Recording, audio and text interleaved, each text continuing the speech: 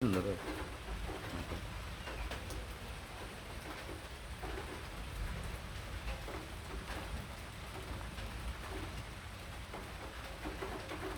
কাঠের ফ্রেমে টালিটিন লাগানো হয়েছে।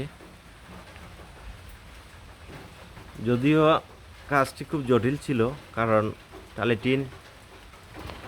টালিটিনের ব্যবহার আসলে সচরাচর আমরা দেখতে পাই না। আমাদের এলাকায় সম্ভবত এরকম টালিটিনের কাজ আমার চোখে পড়ে নাই।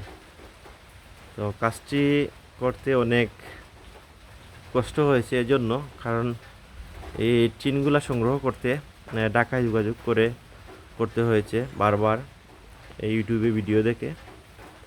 তো ভিডিও দেখার পর ওনাদের কাছে পরামর্শ নেওয়ার পর আমি টিনগুলো অর্ডার দিয়ে আনি স্কোয়ার ফিট হিসাবে। এটা হলো ক্যাঙ্গারু ব্র্যান্ডের।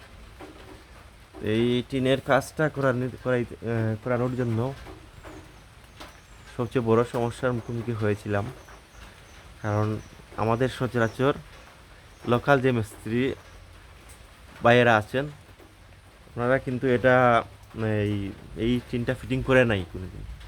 তাই দক্ষ মিস্ত্রির পেতে আমাকে অনেক কষ্ট করতে হয়েছে। শেষ পর্যন্ত আমি আশাই ছেড়ে দিয়েছিলাম যে আমি নর্মাল টিন লাগিয়ে দেব। যাই হোক, আমার ইচ্ছাটা পূর্ণ হয়েছে। যে একজন মিস্ত্রি আমাদের লোকালি, উনি মোটামুটি এই কাজ করেন। ওনার সাথে কথাবার্তা বলে খুব ভালো লাগলো।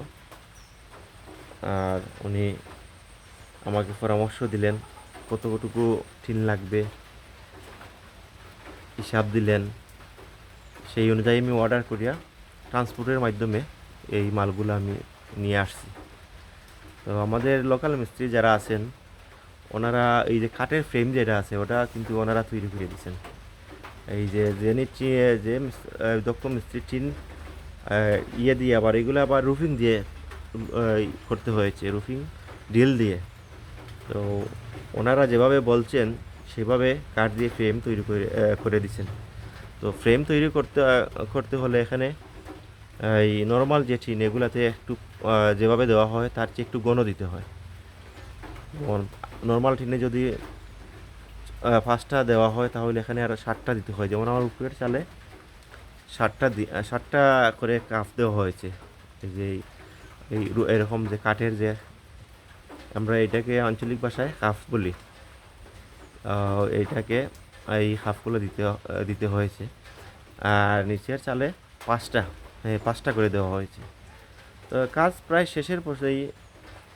এখন শুধু এই সামান্য এই সাইটের যে মণিপুরির যে কাজটা এখানে রয়েছে। তো বৃষ্টির জন্য আমার ব্যাগ পাচ্ছি, বৃষ্টির জন্য কাজে একটু ডিস্টার্ব হচ্ছে।